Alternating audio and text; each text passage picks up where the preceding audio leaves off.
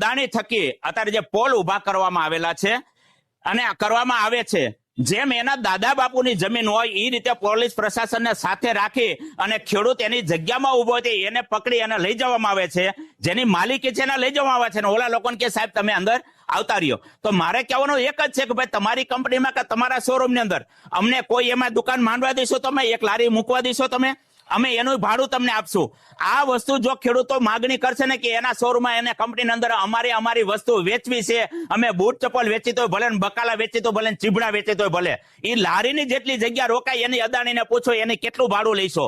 એ પ્રમાણેનું ભાડું અમારા જે પોલ નખાય છે અમારા વાડીની અંદર, અમારા બાપ દાદાની જમીન અંદર, એ પોલનું માપણી પછી કરો ને એ પ્રમાણે એનું ભાડું નક્કી કરો. અને ભાડું એ રીતે નક્કી થવું જોઈએ કે એક જ વખત આપી દે. કદાચ કરોડો આપે ને તો મારી ખેડૂત મિત્રોને નમ્ર વિનંતી છે તમે લેતા નહીં. એનું એક જ કારણ તમને કહી દઉં કે એ લોકો આટલા વર્ષથી કે તમારો થાંભલો ને આગળ રહી છે, તો અત્યારે જે તમારા કપાસના ભાવ તમારા 1500-1700 છે, તો એ 15 વર્ષે એ કદાચ 5 થી 7,000 પણ હોઈ શકે. તો અત્યારે એકર આપી દે તો તેદીના ભાવની લેખે તમે નક્કી કરો તો તમારો ભાવ તેદી તમને કેવડું વળતર મળવું જોઈએ. આ ચોખ્ખું છે. અને રિયલ્ટી મુજબ છે ને એને એ રીતે મળવું જોઈએ, રોયલ્ટી મુજબ એને મળવું જોઈએ કે દર 3 વર્ષે પાછા નવા કરાર થવા જોઈએ કે હવે ભાવનો પાછો વધારો. ઈ રીતે જો આ દેવા તૈયાર થાય ને તો જ થાંભલા નાખવા દેજો. નકર ચોખ્ખું બોલ કહી દો કે તમારી કંપનીમાં અમને લારીઓ ઉભી રાખવા દો ને અમારી દુકાનો કરવા દો તો જ તમને થાંભલા નાખવા દેવા છે. જો આ વાતની નોંધ ન લે તો મેં કીધું તમે કોઈ માનતા નહીં ખેડૂત મિત્રો. અને ખાસ કરીને ખેડૂત મિત્રોને કહું કે અત્યારે કોઈને એવું કે આપણા ગામમાં ક્યાં છે, ફલાણા ગામમાં છે, આપણા ગામમાં નથી, તો આજ અદાણી તો કાલ અંબાણી ચોક્કસ આવવાનો. દરેક ખેડૂત મિત્રોને મારું એક નમ્ર નિવેદન કે ગામે ગામથી જ્યાં જ્યાં આ વસ્તુની જરૂર પડતી હોય એના આંદોલનની અંદર તમે સામેલ થાવ. કારણ કે સમૂહ બળને જીતવાની કોઈની તાકાત નથી. તમારી સમૂહ બળ, તમારી એકતા હશે તો જ તમારી જીત થશે.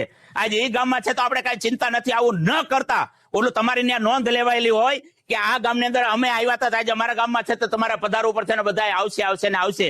તો મારું નમ્ર નિવેદન કે આ રીતના કરાર નક્કી કરજો. અને ફરીથી એક વખત પોલીસ પ્રશાસનને મારું નમ્ર નિવેદન કે તમારી ફરજમાં આવે છે એ ચોક્કસ તમે ફરજ બજાવજો. કારણ કે તમે પણ ચિઠ્ઠીના ચાકર છો, પણ જરૂર પૂરતી જ ફરજ બજાવજો. જરૂરિયાતથી વધારે પટ્ટાનો પાવર દેખાડવાનો પ્રયત્ન ન કરતા. એનું કારણ છે કે અત્યારે જે ખેડૂતોને અંદર જે વેદના જાગેલી છે એના બાપ દાદાનું એના હાથમાંથી જાય છે. એ કોઈનું લૂંટેલું નથી, એનું પોતાનું કોઈ લઈ જતું હોય. અને આ જગ્યાએ પોલીસના મિત્રોને મારી એક નમ્ર નિવેદન કે આમાંથી 80% પોલીસ પ્રશાસનના મિત્રો પણ એવા છે કે જેને પોતાની પણ જમીન છે, પોતે પણ ખેડૂતના દીકરા હોય. અને અત્યારે અમુક લોકો એવા, હું બધા પોલીસ વાળા નથી કહેતો, અમુક લોકો એ રીતે ખેડૂતને ઉપાડે છે ટાંટિયા પકડીને અને ખેતરની બહાર કાઢે છે. તમે કલ્પના કરજો, આજ તમારું ખેતર છે એની અંદર આ લોકો આવશે અને તમારા બાપુજીને કોઈ આ રીતે ઉપાડશે તો એમાં તમને કેટલી વેદના થાય એટલી જ વેદના બીજાના બાપ પ્રત્યે પણ કરજો. આવું મારું નમ્ર નિવેદન છે. આ લોકોને હાથ જોડીને વિનંતી, કોઈ હુકમ કોઈ ઓર્ડર નથી, પણ નિવેદન કરવાનો સર્વાધિક આપણા ભારતના નાગરિકનો અધિકાર છે. એટલે મારું સરકારશ્રીને અને આ કંપની વાળાને અને પોલીસ પ્રશાસનને નમ્ર નિવેદન, મારા શબ્દોની નોંધ લઈએ કે જે રીતે એને આ તો જ સમજાશે કે એની કંપનીમાં જ તમે એવી જીદ પકડો કે અમારે તમારી કંપની નાખવા, સરકારને કહો કે અમને એની કંપનીની અંદર અમને દુકાનો નાખવા દે એટલે અમે નાખવા દઈશું. જો એ કંપની એના બાપની હોય તો જમીન અમારા બાપની છે, કોઈ પ્રકારે અમે આને નથી છોડવાના. છેલ્લે જીવની કુરબાની દેવી પડે ને તો અમે ખેડૂત મિત્રો જીવની કુરબાની દેવાના છે. અને હવે ખેડૂત તરીકે ન આ લોકો માને તો જૂના જમાનાને એક વખત બારવટિયા પણ ખેડૂતોને બનવું પડશે. મારા વાતની નોંધ લેજો કે જે વસ્તુ માંગવાથી ન મળે તો એને છીનવવા માટે બારવટું પણ ખેલવું પડે. દરેક ખેડૂત મિત્રો હવે બારવટે ચડો તો જ તમારો ઉધાર છે.